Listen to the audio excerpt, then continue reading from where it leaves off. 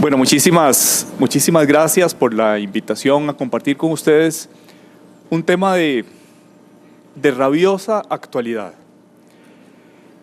que es cómo deben cotizar los profesionales independientes las cuotas de seguridad social.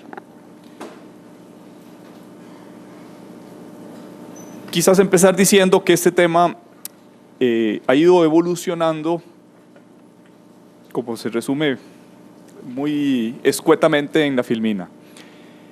Hacia 1995, la Caja Costarricense del Seguro Social estableció un seguro voluntario. Es decir, había un seguro obligatorio para aquellos que estaban o trabajaban en relación de dependencia, obligaba a patronos y a trabajadores, y existía un seguro a partir del 95 voluntario para aquellos que quisieran acogerse a ese sistema. La Ley de Protección al Trabajador convirtió esa realidad en un seguro obligatorio, es decir, estableció la obligatoriedad de que los profesionales independientes, los trabajadores independientes, cotizaran de manera obligatoria, compulsiva, no voluntaria, a la Caja Costarricense del Seguro Social. El transitorio 13 de esa ley estableció que esa obligatoriedad iba a tener un largo periodo de transición de 5 años, al final fue un poquito más que 5 años, y a partir de marzo del 2006 empezó a ser plenamente obligatorio. Esa transitoriedad pues se le otorgó una facultad especial a la Junta Directiva de la Caja Costarricense del Seguro Social para convertirla en obligatoria. Quienes ya andábamos dando guerra por el mundo en esos años, quizás nos acordaremos de que el Colegio de Abogados tenía un convenio de aseguramiento con la Caja Costarricense de Seguro Social. Se partía de una especie de ficción de que el colegio era nuestro patrono y podíamos cotizar con base en un salario de referencia. Pues bien, ese convenio que tenía el colegio con la Caja cesó en abril del año 2006 e inmediatamente entró a regir la plena obligatoriedad de cotizar como trabajadores independientes. No obstante, que eso pues es así en la ley, hay que cotizar, es obligatorio, no es voluntario, ni la ley ni ninguna otra norma de ningún rango jurídico estableció ni la base de cálculo ni las tarifas sobre las cuales se cotiza. Es decir, tengo una obligación cuyo contenido no conozco. Y esto pues es particularmente grave por algo que es muy querido a los notarios, que es el principio de seguridad jurídica. Si yo tengo una obligación pero no sé de cuál es su tamaño, no tengo las bases sobre las cuales calcularla, pues es difícil decir que realmente tengo una obligación. Esa ausencia de norma en la ley ha dado lugar a un gran desarrollo reglamentario. Y recuerden que en esta materia los reglamentos son discutidos, aprobados, promulgados por la Junta Directiva de la Caja. Por tanto, la discusión de las bases imponibles y de las alícuotas a pagar no son públicas. Yo recuerdo hace muchos años, qué tirada, ya van a pensar, este señor sí está viejo. Recuerdo hace muchos años cuando se subió el impuesto de ventas del 13 al 15%, de manera temporal. Fue casi una revolución lo que hubo en Costa Rica. Fue tal el conflicto que el acuerdo transicional fue, bueno, pues lo vamos a subir mientras salimos del déficit fiscal, ilusos, mientras salimos del déficit fiscal por 18 meses, del 13 al 15 y después bajará automáticamente. Ese fue el acuerdo para que no hubiera un gran conflicto en el país y por supuesto la sede donde se discutió, la sede donde llegaron todas las presiones y todos los intereses fue el Parlamento, la Asamblea Legislativa. En esta materia, cuotas de seguridad social, el Parlamento no dice ni pío, es la Junta Directiva con una discusión que no es pública. Uno podría decir, bueno, debería basarse por lo menos la parte de las cuotas de seguridad social que financian los seguros, el seguro de invalidez, vejez y muerte, en un cálculo actuarial, un cálculo matemático actuarial. pero eso, como veremos en otra filmina más adelante, no ha sido cierto desde el 2006 hasta la fecha.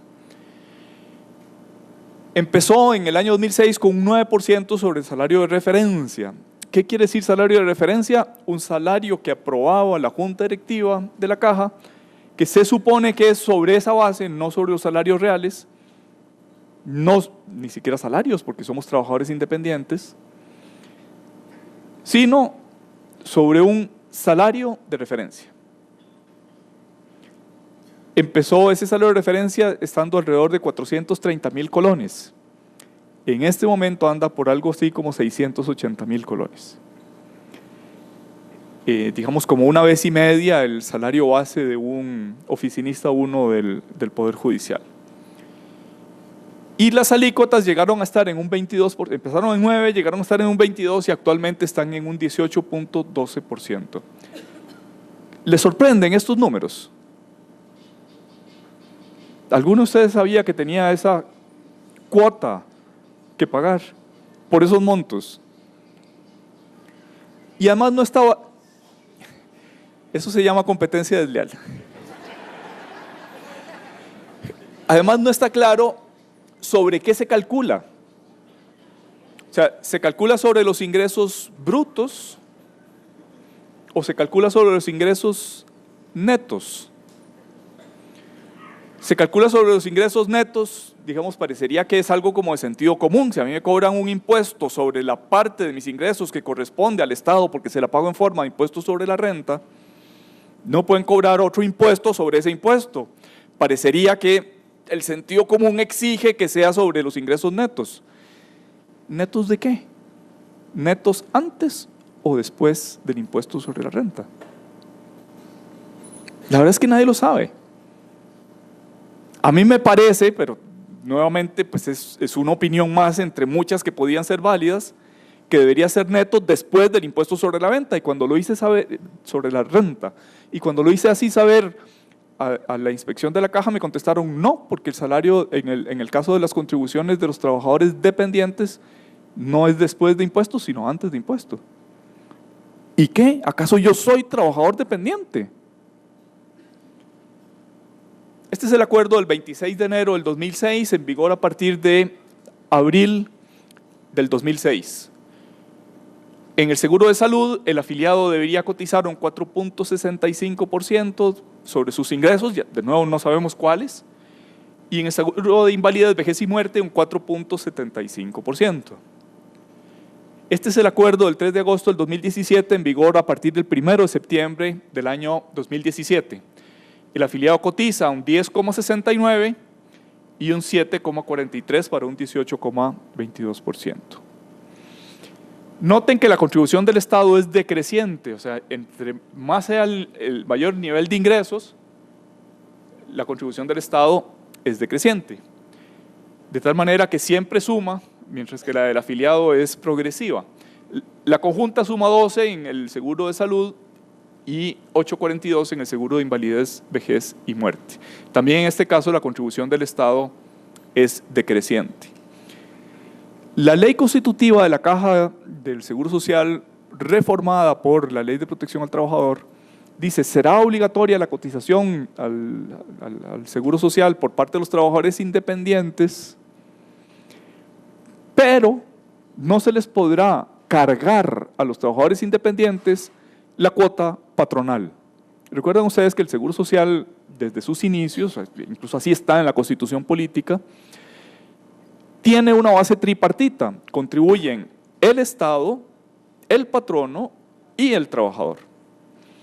Y no se vale que las cuotas de uno las asuma la otra parte. Cuando se aprobó por la Ley de Protección al Trabajador que los cotizantes independientes lo hicieran de manera ya no voluntaria, sino obligatoria, se dijo de manera expresa y taxativa: la cuota del patrono no se le puede cargar a los trabajadores independientes. ¿Por qué? Porque no tienen patrono, porque son independientes. Esa expresión tan común en Costa Rica, es que yo soy mi propio patrono, pues en realidad no es cierta. Yo no puedo ser patrono y empleado a la vez y en el mismo sentido. Aristóteles Tratado sobre la lógica, siglo IV antes de Cristo. No se puede ser y no ser a la vez y en el mismo sentido. Decíamos pues que tenemos algo hice mal. Tenemos un problema, y ese problema, además de que las bases imponibles y las tarifas que se aplican sobre esas bases no se aprueban por la Asamblea Legislativa, es decir, se viola el principio de reserva de ley, que dice el artículo 121, inciso 13 de la Constitución Política, dice que compete a la Asamblea Legislativa aprobar los impuestos y contribuciones. ¿Qué es la cotización al Seguro Social? Es una contribución de seguridad social. Durante muchos años, primero la Corte Plena, cuando ejercía funciones de Contralor de Constitucionalidad, y después la Sala Constitucional, en más de una sentencia, dijeron que las cuotas de seguridad social no tenían naturaleza tributaria. En consecuencia, desprendía la caja, ya no esos órganos jurisdiccionales, no están sujetas al principio de reserva de ley 121.13 de la Constitución Política. En el año 2006, la Sala Constitucional dijo lo contrario, cambió de criterio. Dijo de manera taxativa y expresa: los seguros sociales se constituyen en un tributo parafiscal, es decir, tienen naturaleza tributaria. Y la parafiscalidad lo que quiere decir es que no ingresan en el circuito ordinario de los tributos fiscales, es decir, no entran al Ministerio de Hacienda, no son ejecutados de acuerdo con el presupuesto nacional, sino que entran en un circuito paralelo, cabalmente un circuito parafiscal. Entran a la caja, quien es autónoma para hacer los gastos con base en su presupuesto, no en el presupuesto de la República. ¿En qué contexto dijo esto la Sala Constitucional? Se había planteado una acción de inconstitucionalidad contra el reglamento para la verificación de las contribuciones de seguridad social por parte de los patronos y de los trabajadores independientes. Y se le daban unas facultades en ese reglamento a la inspección de la Caja Costarricense del Seguro Social que parecían desproporcionadas o que por lo menos no tenían correlato en la ley constitutiva de la Caja. Entonces dijeron, unas potestades de imperio, una violación al principio de intimidad, al derecho a la privacidad reconocido en el artículo 124 de la Constitución Política, pero en el artículo 24 de la Constitución Política, no pueden estar en un reglamento. Ahora, lo mínimo es que estén en una ley. Además, una ley que exige el artículo 24 de la Constitución Política que debe aprobarse de manera agravada con 38 votos. La inconstitucionalidad del reglamento parecía patente en el año 2006. La Sala Constitucional dijo, vamos a cambiar de criterio. Sí son tributos y por tanto las potestades de fiscalización no es que deban estar en la ley constitutiva de la Caja, sino que pueden estar, como de hecho están, en el Código de Normas y Procedimientos Tributarios. Se aplica de manera supletoria el Código y por tanto el reglamento no es inconstitucional. Entonces, vean qué importante este voto. Primero cambió de criterio, dijo que son de naturaleza tributaria y dijo que las facultades son idénticas a las que tiene tributación porque son las que están en el Código de Normas y Procedimientos Tributarios. No hay almuerzo gratis, eso tiene consecuencias que vamos a ver a continuación. El artículo 121 del Código de Normas y Procedimientos Tributarios dice que la información que tenga la Dirección General de Tributación no se puede pasar, es privada, tiene secreto, sigilo, no se puede divulgar. Excepto lo que dice el artículo 20 de la ley constitutiva de la Caja, o sea, traslado de información de acuerdo con el artículo 20 de la ley constitutiva de la Caja. El artículo 20 de la ley constitutiva de la Caja dice que para los efectos de esta ley, el director del Departamento de Inspección de la Caja tendrá la facultad de solicitar por escrito a la tributación y a cualquier otra oficina pública la información contenida en las declaraciones, los informes y los balances y sus anexos sobre salarios, remuneraciones e ingresos pagados o recibidos por los asegurados a quienes se le podrá recibir declaración jurada sobre los hechos investigados. Los tributaristas, que ese es mi campo de desarrollo profesional, distinguen entre la información por suministro y los requerimientos de información. El requerimiento de información es caso por caso. Yo estoy fiscalizándolo a usted, entonces le puedo pedir a usted, deme sus facturas, deme copia de este contrato, muéstreme que esta escritura pública coincide con esta factura. Eso es requerimientos individuales de información. Yo leo que eso es la facultad que otorga el artículo 20. Puede pedir por escrito a tributación la información que le necesite para el caso que esté fiscalizando. De hecho, en la práctica, la inspección de la caja no utiliza esa información de requerimiento caso por caso, sino que utiliza el otro modelo de suministro masivo de información. Es, por ejemplo, lo que le pide tributación a los emisores de tarjetas de crédito. Deme en un archivo de Excel cuánto se pagó con tarjetas de crédito en los restaurantes del último mes y me lo dan los primeros 5 días del mes siguiente. Eso es un suministro masivo, estable de información. Tributación no tiene que pedirlo, sino que lo establece por resolución general y a partir de entonces los emisores de tarjetas de crédito tienen que hacer ese envío de información masivo todos los meses. Pues bien, en el caso de la Caja Costarricense del Seguro Social, no es que el director de la inspección le pide nada a tributación, es que tiene un convenio de intercambio de información por el cual el inspector de la caja en su computadora tiene acceso a las declaraciones tributarias que obren en el SIAT, en el Sistema Informático de Información de la Administración Tributaria. Entonces, a mí me parece una cosa, primero, no es lo que dice la ley. Segundo, me parece muy desleal que llegue un inspector de la caja y me dice, don José María, mándeme copia de su declaración. ¿Y para qué? Si usted ya la tiene. Es más, probablemente yo no la tengo. Usted es el que la tiene, en vivo, en directo y a todo color. Bueno, en blanco y negro es como se guardan las declaraciones en el SIAT. Y por tanto, ese inspector compara los ingresos que yo declaré en el impuesto sobre la renta con base en las cotizaciones que históricamente han sido sobre un ingreso de referencia, un salario de referencia o ingreso de referencia, y con esa comparación hace una determinación sobre ingresos presuntamente omitidos o subdeclarados. Como yo le dije al inspector, vea, yo me inscribí, cuando se acabó el convenio, me fijaron un salario de referencia. Para fijarme ese salario de referencia, yo presenté mi declaración de impuestos sobre renta y me dijeron, a usted le corresponde esta categoría, era la más alta de las que tenía entonces la caja. Y desde entonces no ha habido una sola oportunidad en la que yo actualice ese ingreso de referencia, porque no hay periodo de declaración, no hay formulario de declaración, y si yo quiero declarar, el SICERE, el sistema informático que utiliza la caja, me dice taxativamente los profesionales independientes no presentan planilla. Con la pretensión, además, de cobrar 12 años, más intereses y recargos.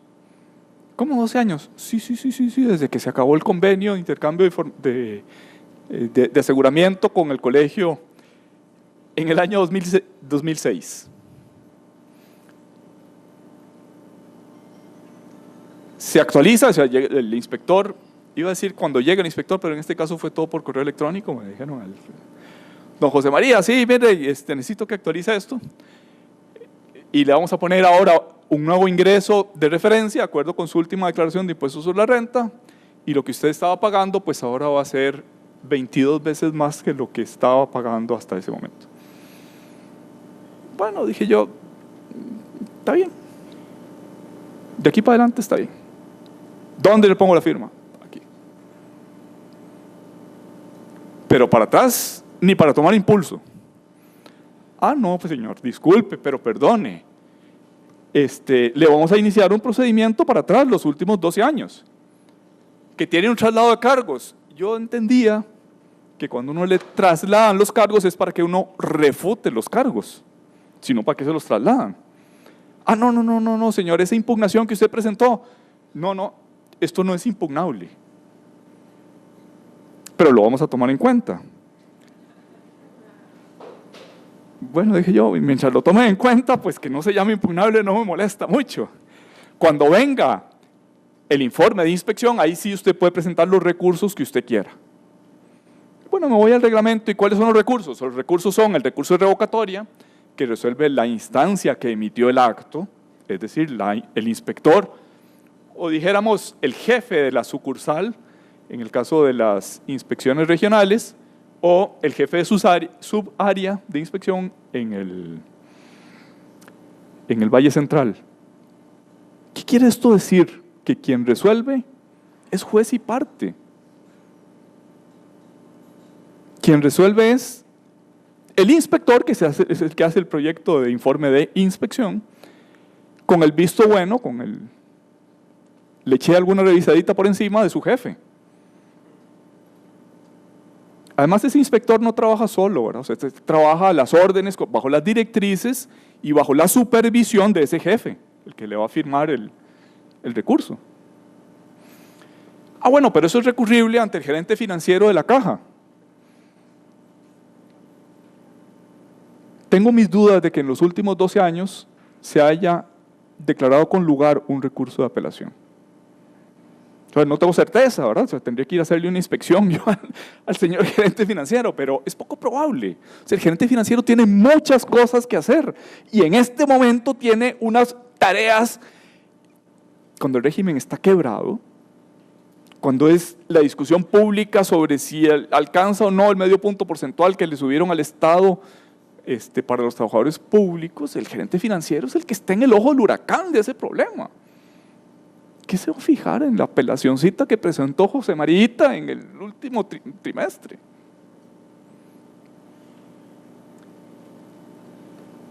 El reglamento, recuerden que este procedimiento está en un reglamento, no en una ley. Si se compara con el procedimiento del Código de Normas y Procedimientos Tributarios, pues tiene algunas diferencias obvias. La primera de ellas es que hay en materia de contribuciones de la Seguridad Social hay un procedimiento provisional, o sea, veremos qué resulta al final cuando se agoten los recursos. Pero mientras tanto, le doy eficacia inmediata al informe de inspección. Eso no se hace en todos los casos, pero tiene el inspector esa potestad, reconocida de manera expresa en el artículo 14 y se puede ejecutar antes de que venga el traslado de cargos.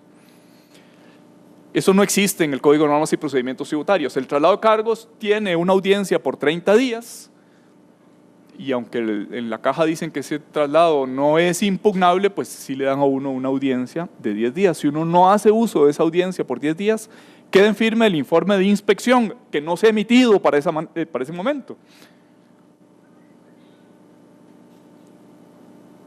En la República Independiente de la Caja Costarricense del Seguro Social no existe el derecho administrativo. La carga de la prueba, dice el Código de Normas y Procedimientos Tributarios, corresponde a la administración tributaria sobre la obligación tributaria material, es decir, sobre los hechos constitutivos. Si yo soy administración y yo creo que usted debe impuestos sobre la renta, yo tengo que probarlo, que usted tuvo ingresos y que los subfacturó o los subdeclaró o que de alguna manera calculó mal el impuesto y por tanto tiene un aumento en el impuesto sobre usted declarado. Pero ¿a quién compete la carga de la prueba? Al auditor fiscal. En cambio, la carga de la prueba sobre los hechos impeditivos o sobre los hechos extintivos o sobre los hechos que disminuyen la cuota, esa sí corresponde al contribuyente. O sea, Si yo le estoy fiscalizando a usted, usted tiene el derecho de decir, bueno, es que yo estoy exento porque soy, no sé, la Cruz Roja o porque, por alguna otra razón. O bien porque estoy en régimen de zona franca. O bien porque estoy en un régimen de incentivos que me permite tener una deducción mayor que la de otros contribuyentes. Pero esa es su carga de la prueba. O bien no tengo nada no debo nada porque ya lo pagué o porque se extinguió por prescripción o por alguna otra razón. Entonces hay una distribución de la carga de la prueba. El artículo 12 del reglamento de la Caja Costarricense del Seguro Social dice que la carga de la prueba compete a quien la propone. Hombre, si me hacen un traslado de cargos, ¿quién es el que propone prueba? Únicamente el cotizante del régimen de seguridad social. Ni siquiera la carga de la prueba sobre si debía cotizar y sobre qué monto compete a la caja, compete todo, la carga de la prueba, a quien se defiende. Plazo para interponer revocatoria, 30 días en el caso del código, 10 días en el caso del reglamento. Para interponer apelación, 30 días en el caso del código, 10 en el caso del reglamento. Y el órgano que conoce la apelación en el caso del tribunal del Código de Normas y Procedimientos Tributarios es el Tribunal Fiscal Administrativo, mientras que ya lo decíamos, en el caso de las cuotas de seguridad social es el gerente financiero. No es inocuo quien conoce el recurso de apelación. Bueno, este es un traslado de cargos, se notifica, en mi caso, al correo electrónico. Okay. Antes de meter en esto decía que no es inocuo quien conoce el recurso de apelación. Dice el artículo 8.1 del Pacto de San José, de la Convención Americana de Derechos Humanos, que para la determinación de obligaciones civiles, penales, laborales, fiscales y de cualquier otra naturaleza, si las cuotas de seguridad social no son fiscales, por lo menos caben en esa de cualquier otra naturaleza, no podrán ser exigidas sino hasta que sean confirmadas por un tribunal competente, independiente e imparcial. Ninguno de esos tres adjetivos calificativos sobra. Competente, la competencia se otorga en derecho administrativo por ley. Competente material, es decir, por funcionarios que conozcan de la materia. Independiente e imparcial. ¿Ustedes creen que el gerente financiero de la Caja Costarricense de Seguro Social es independiente respecto a los ingresos que le pueden cobrar a los profesionales independientes? ¿Cómo se hace la evaluación del gerente financiero? Por los ingresos que allegue para la institución. ¿Qué independencia garantiza eso? Además hay otros problemas. Hay un problema de violación al principio de igualdad reconocido en el artículo 33 de la Constitución Política. Una persona que tenga una renta bruta de unos 60 millones de colones, es decir, que tuviera ingresos brutos de unos 5 millones de colones por mes, es un salario alto, bueno, salario no, unos ingresos altos en promedio. Dijéramos que tiene un 25% de esos ingresos son deducibles, o sea, son gastos necesarios, útiles y pertinentes para producir esa renta. ¿De dónde sale ese 25%? De que el artículo 8S de la Ley del Impuesto sobre la Renta dice que los trabajadores independientes, los profesionales independientes pueden o bien demostrar sus gastos con factura o bien acogerse a una deducción única del 25% sin comprobantes. Entonces dijéramos que en la práctica lo que sucede es que los profesionales independientes o tienen facturas o se acogen al 25%, que funciona como una especie de mínimo deducible. Si yo tengo facturas por menos del 25%, no voy a poner las facturas, pongo el 25%. ¿verdad? Los alemanes tienen una frase muy curiosa que es que se llama los impuestos para los tontos. Tonto el que lo paga. Si puedo deducir el 25 sin facturas y si mis facturas solo llegan al 20 y solo deduzco el 20,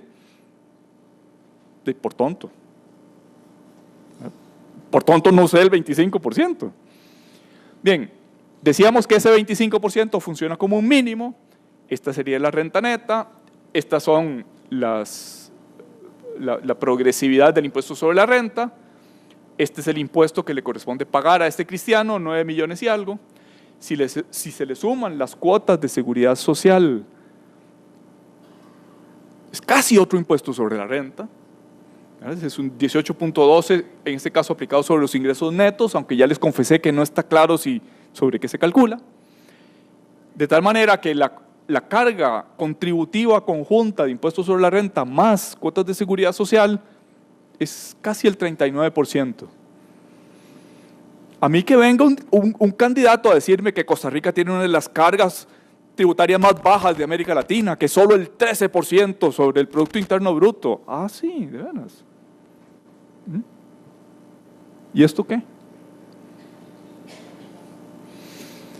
Decía que hay una violación al principio de igualdad, porque mientras con esos mismos ingresos un trabajador en relación de dependencia contribuye con 3, casi 4 millones de colones, un trabajador independiente contribuye con el doble.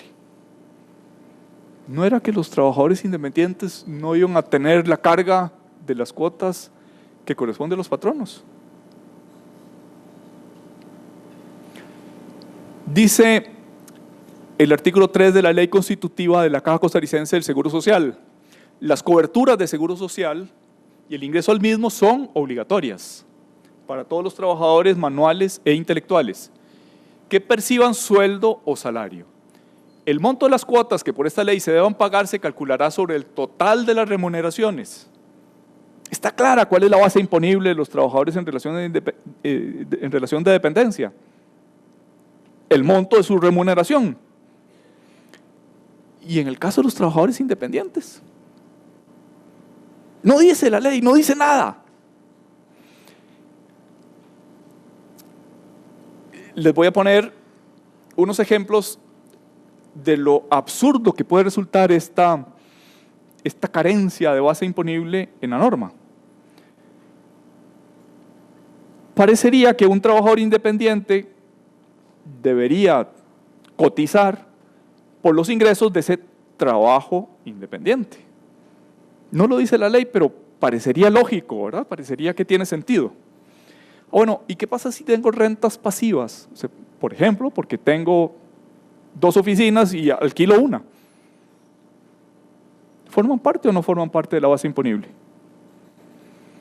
¿Qué pasa si tengo unos títulos que rinden dividendos en el Banco Nacional? ¿Los intereses están grabados o no están grabados con cotizaciones de seguro social como trabajador independiente? Están en dólares. ¿El diferencial cambiario está grabado o no está grabado con las cuotas de seguridad social? Mi sobrino me convenció de que invirtiera $500 en la bolsa de Nueva York. Dice él que funciona muy bien, que es muy seguro, que no sé qué, no sé cuánto. Es mi ahijado y tengo debilidad por él, entonces ahí están los $500. ¿Los ingresos que rinda la bolsa de Nueva York están sujetos o no están sujetos a cotización a la caja? Más aún, ¿los ingresos territoriales y los extraterritoriales están grabados o no están grabados con cuotas de seguridad social? Las plusvalías. La casa donde vivo, la Moni le arregló la calle y mejoró los servicios, etcétera, y tiene una plusvalía. Ahora vale más que cuando yo la compré hace 15 años. ¿La plusvalía es un ingreso gravable o no es gravable en las cuotas de seguridad social? La verdad es que la respuesta a todas esas preguntas estaríamos bateando si damos alguna respuesta, porque la ley no lo dice, y si la ley no lo dice no está en ninguna parte. Le preguntaron a Lutero, cuando estaba en lo más crudo de la Reforma Protestante, le preguntaron, bueno, es que eso no está en la Biblia, pero está en la tradición. Y Lutero, con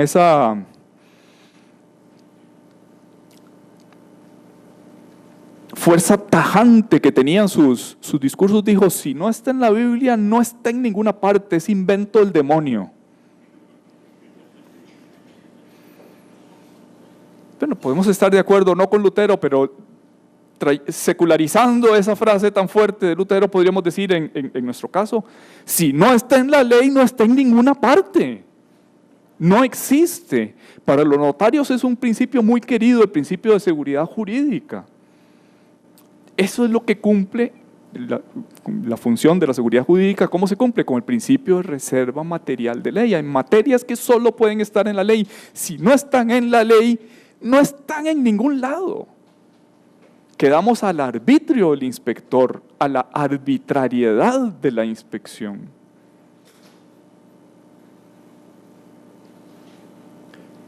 Yo sostengo que el régimen, que tiene muchas violaciones constitucionales, al principio de reserva de ley, al principio de igualdad, al principio de seguridad jurídica. Bueno, supongamos que podemos pasar por esas violaciones a la Constitución. Dios quiera que no sea cierto, pero supongamos que pasamos. Lo que ha establecido la Junta Directiva de la Caja no es un régimen de estimación directa, no es un régimen de determinación sobre base cierta.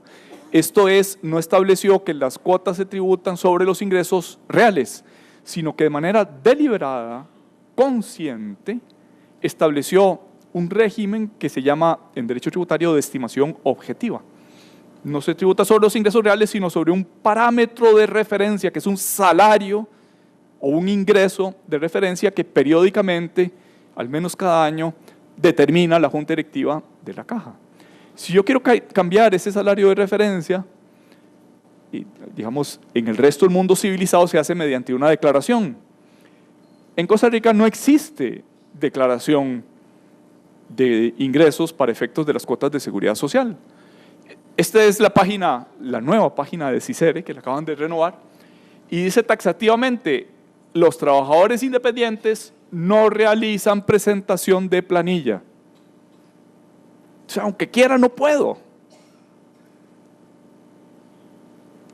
No se basa en un ingreso real, sino en un salario de referencia, no en declaración del obligado, porque no hay ni plazo, ni formulario, ni manera alguna de presentar esa declaración.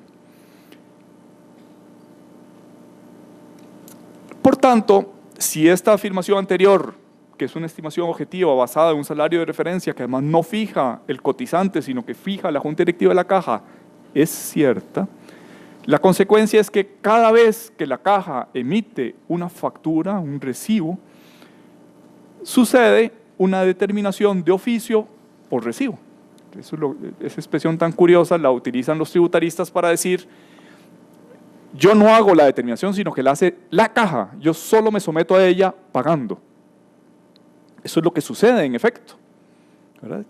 Yo entro en la página web del Banco Nacional, ya cerré mi cuenta en el Banco de Costa Rica, en la página web del Banco Nacional, y ahí aparece cuánto es lo que tengo que pagar. Es un recibo que ha puesto a cobro la Caja, como pone la Compañía Nacional de Fuerza y Luz a cobro cuánto fue lo que yo consumí de energía eléctrica. Como pone a cobro la municipalidad cuánto es lo que debo de impuestos municipales de este trimestre o del impuesto de bienes inmuebles. El impuesto de bienes inmuebles es un buen ejemplo. No se basa en el valor real de la propiedad. ¿Por qué? Porque nadie sabe cuál es el valor real. Hay que presentar unas declaraciones cada cierto tiempo, pero el bien puede subir o bajar de precio según la oferta o la demanda, y no se sabe cuál es el precio hasta que se venda. Se puede hacer una estimación con parámetros objetivos. En esta zona, por metro cuadrado vale tanto, tiene tales servicios, tiene el cordón de calle bien, la iluminación, bla, bla, bla, vale tanto el metro cuadrado.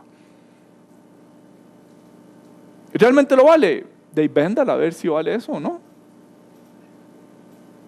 Mientras no se venda, no se sabe. Estimación objetiva. Algo parecido sucede en el caso de los profesionales independientes. A mí me preguntaron, bueno, ¿cuáles son sus ingresos del año pasado? Tanto. Pues sobre eso lo vamos a tasar.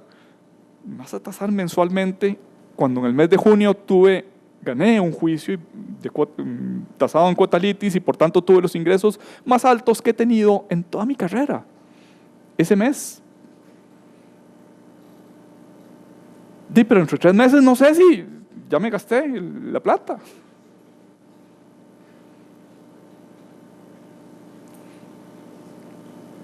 De tal manera que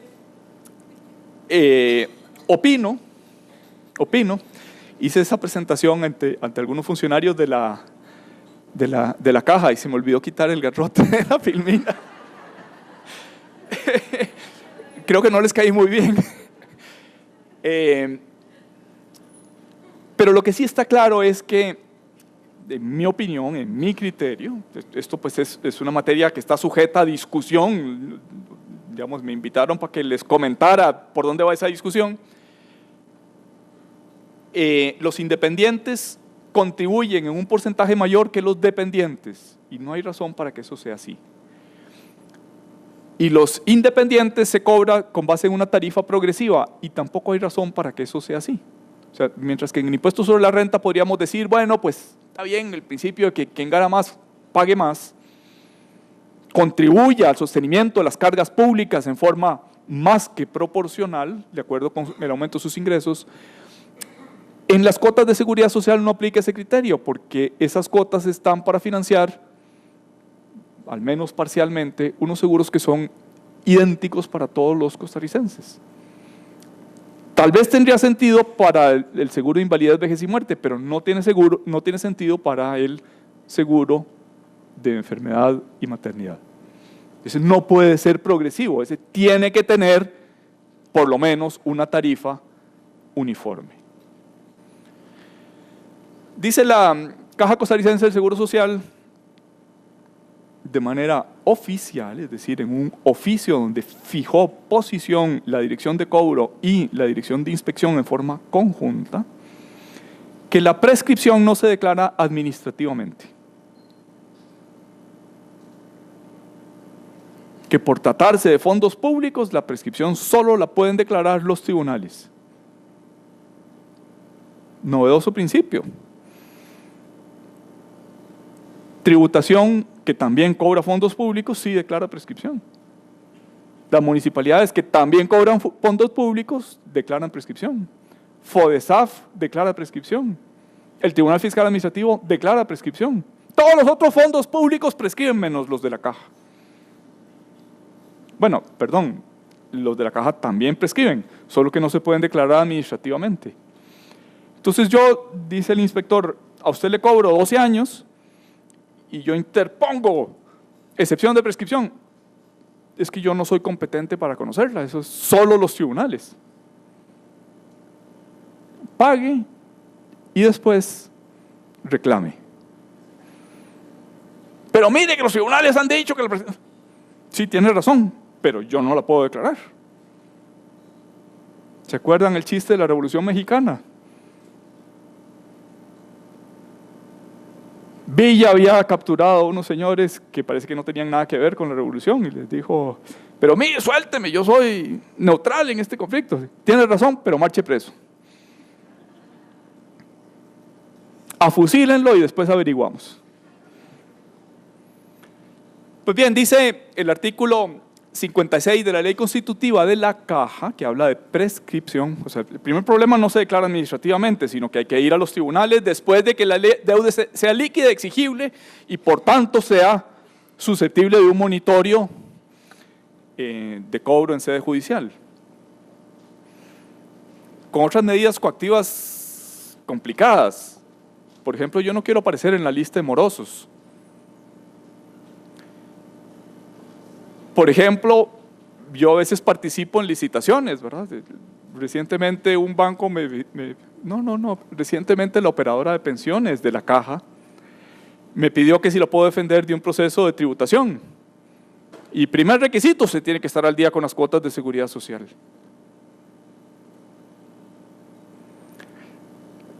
Tengo un colega que es cobrador de la Caja, no el cobrador de la Caja que tiene un blog en internet, sino que se dedica profesionalmente a cobrar las deudas que la Caja declara líquidas exigibles en procesos monitorios. Bueno, es una profesión, me parece a mí, perfectamente legítima. Bueno, la profesión no, el ejercicio de esa profesión perfectamente legítimo. Pero usted tiene que estar al día con las cuotas de seguridad social. Si no, no le damos caso. Usted es notario de una institución pública. Ah, bueno, tiene que estar al día con las cuotas de seguridad social, si no, no puede ser notario. La dirección de notariado emitió una directriz diciendo, bueno, para ser notario hay que estar inscrito y al día. Después suspendió esa directriz. Bueno, está suspendida, pero en cualquier momento puede entrar en vigor. Tal vez estoy atrasado en noticias, pero creo que sigue estando suspendida, si no recuerdo mal. Bien, decía pues que el artículo 56 de la Ley Constitutiva de la Caja, el que pueden ustedes leer en la filmina, declara que la acción penal y la pena en cuanto a las faltas contempladas en esta ley prescriben el término de 2 años. El derecho a reclamar daños y perjuicios que se ejerciten en la vía de ejecución de la sentencia penal o directamente en la vía civil, es decir, por una acción civil resarcitoria derivada de una sentencia penal, en ese caso prescribe en 10 años. Es la única norma de la Ley Constitutiva de la Caja que habla de prescripción. Yo creo que esto habla exclusivamente de una materia penal o de las consecuencias civiles, económicas, de una sentencia penal. Pero no alcanzo a ver cómo las cuotas de contribución del Seguro Social prescriban en 10 años, que es lo que tienen declarado los tribunales laborales y también la Caja Costarricense del Seguro Social. Si no es aplicable el artículo 56 de la Caja, entonces es aplicable, ¿se acuerdan una de las primeras filinas que decía que es aplicable el Código de Normas y Procedimientos Tributarios? Es aplicable la prescripción tributaria, cuyo artículo 51 decía hasta el 2012 que las obligaciones tributarias prescriben en 3 años y después del 2012 prescriben en 4 años. En el primer caso se podía extender el plazo de prescripción para los que no estuvieran inscritos, no hubieran declarado o hubieran declarado fraudulentamente. En el segundo caso, es decir, después del 2012, la prescripción para los que no estén inscritos, no hubieran declarado o declaren fraudulentamente, se extiende a 10 años. Pero para los que sí estaban inscritos y no pueden declarar, porque no hay manera de hacerlo, el CICERE no lo permite, no aplican los otros 2 supuestos, ¿verdad? Declaración fraudulenta y ausencia de declaración no aplica. Por tanto, quien sí estaba inscrito, su prescripción debería ser de 3 años para periodos del 2012 para atrás y de 4 años a partir de la fecha en que cambió la norma en septiembre del 2012. Algunas acciones recientes que han sucedido en esta materia, y ya casi los dejo descansar de estas terribles noticias. Primero, acciones individuales, o sea, ha habido muchos colegas que han litigado con la Caja, lamentablemente hay que decir que con poco éxito, por no decir ninguno. El colegio tomó cartas en el asunto, le pidió a la Comisión de Asuntos Tributarios del colegio que hiciera un dictamen sobre lo que estaba haciendo la Caja, y ese dictamen se emitió en abril de este 2017, está disponible en la página web del colegio, uno entra ahí y se puede bajar el dictamen. Hizo después un conversatorio para sensibilizar a los colegas, bueno, esto es lo que está pasando. Algunos de los presentes estuvieron en ese conversatorio que se convirtió casi se sale de las manos, casi deja de ser conversatorio para irnos a los puños. Bueno, en el buen sentido, no entre nosotros, sino algunos exaltados querían interponer acciones penales contra los funcionarios de la Caja, en fin. Se interpuso una acción de inconstitucionalidad por parte de un actuario matemático. Había habido varias que habían sido rechazadas a portas por la Sala Constitucional y esta acción que interpuso un matemático exfuncionario de la Caja y actualmente profesor en la Universidad de Costa Rica fue admitida a trámite y por tanto se abrió un periodo de coadyuvancias y se presentaron unas 120 coadyuvancias a esa acción de inconstitucionalidad contra los acuerdos de la caja que establecen las cuotas de seguridad social. Y básicamente el argumento es que esas cuotas no están en ley. Bueno, ese es el argumento de los coadyuvantes, y el del matemático es no tienen base técnica, no se hicieron con base en un estudio actuarial matemático que garantice su corrección técnica. 120 coadyuvancias me parece que son bastantes, ¿verdad? Quizás son pocas, pero me parece que son bastantes. Además, el 30 de octubre de este año, o sea, hace poquito más de 2 semanas, el colegio presentó una demanda contenciosa administrativa que se tramita bajo ese número de expediente contra el reglamento de la Junta Directiva de la Caja para verificar el cumplimiento de las obligaciones de los trabajadores y de los trabajadores independientes, de los trabajadores dependientes y de los trabajadores independientes. Se pide una medida cautelar consistente en que las determinaciones que haga la Caja no adquieran firmeza, es decir, no se puede poner el registro de morosos, no se pueda impedir la participación en licitaciones, no se pueda hacer cobro ejecutivo de esas obligaciones determinadas por la Caja, sino hasta que sean confirmadas por un juez independiente, competente e imparcial. Que en la demanda, pues el competente es el Tribunal Fiscal Administrativo. Está en estudio, ¿verdad? Yo recuerdo aquellos dorados tiempos en que las medidas cautelares se pedían a las 5 de la tarde y a las 7 de la noche ya estaban concedidas. Esto tiene más de 2 semanas y apenas le acaban de dar traslado a la Caja Costarricense del Seguro Social para que se pronuncie sobre la medida cautelar. A ver, esta filmina la puse porque no quiero dar ni de lejos la impresión de que yo estoy en contra de la Caja. O sea, a mí la Caja me parece que es una institución necesaria, indispensable, no diría solo para la paz social en este país, sino en realidad además es una institución muy querida por los costarricenses, con todos sus problemas y sus filas y sus listas de espera para cirugías, etc. Me parece que es indispensable esa institución. Y yo además particularmente le tengo gran cariño a la Caja porque mi padre fue médico en la Caja durante más de 50 años y de las cosas que mi padre se siente más orgulloso en la vida es que la biblioteca del departamento de ortopedia del Hospital Calderón Guardia lleva su nombre. Cuando se jubiló le pusieron ese nombre. Y yo creo que si el Parlamento inglés le hubiera hecho un homenaje, tal vez no estaría tan orgulloso como eso. Cuando se quemó el hospital del Calderón Guardia, ¡ay, qué problema! Pero hay que ir a ver qué pasó con la biblioteca. O sea que realmente afectivamente, estoy muy vinculado con la Caja, pero no estoy vinculado con algo que me parece que es un atropello a los cotizantes y a los trabajadores independientes. O sea, a alguien que le cobran esas tarifas sobre sus ingresos declarados en impuestos de renta, si los declaró correctamente, adquiere alcances confiscatorios el cobro que le hace la Caja por 12 años, es impagable. Yo todavía no puedo interponer acción de inconstitucionalidad porque para hacerlo tengo que estar en el último paso para agotar vía administrativa.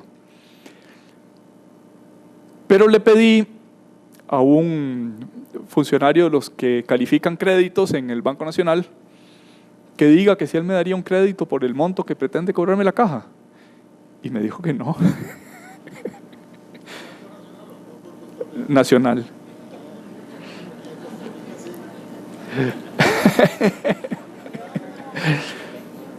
Bueno, tal vez antes. Pero, o sea, esa es como la demostración palpable, técnica, por un profesional de la materia de que ese cobro que pretende hacerme la Caja es confiscatorio. O sea, si ni siquiera me darían crédito, yo no tengo ninguna otra deuda, ni siquiera me darían crédito para hacer ese pago, quiere decir que es confiscatorio lo que la Caja me quiere cobrar. Y no soy el caso más grave, me ha tocado defender profesionalmente, o estoy defendiendo profesionalmente, algunos otros colegas cuya situación es peor que la mía. Mal de muchos, consuelo de tontos. Bueno, muchas gracias. Estoy a su disposición para preguntas.